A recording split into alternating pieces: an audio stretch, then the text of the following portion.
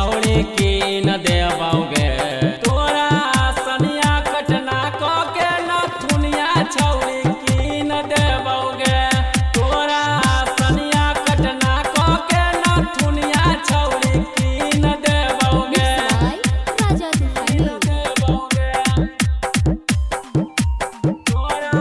सनिया कटना को के न थुनिया छौड़ी जी प्रभुनंद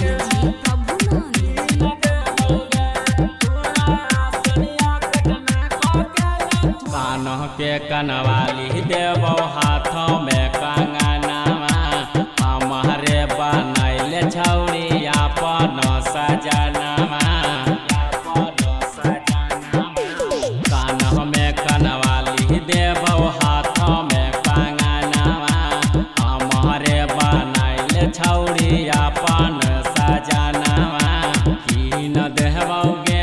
छौड़ी की न देबौगे तोरा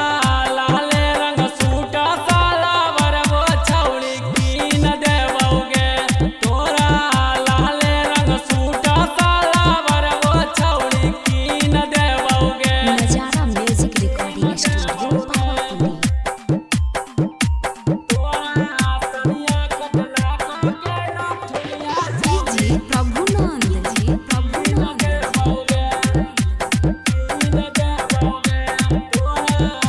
परमोध यादव के मानी जो कहनावा राम फल राउसन पुरई तौ सपनावा टाइटर यार हटी के मानी जो कहनावा पप्पू टिंकू पूरा करतौ तोरो गया सपनावा सब देबौगे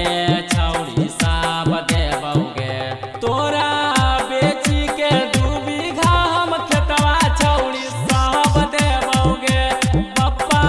वाला हम बेची के खेतवा छौड़ी पयलवो देबौगे नजारा म्यूजिक रिकॉर्डिंग स्टूडियो पावापुरी।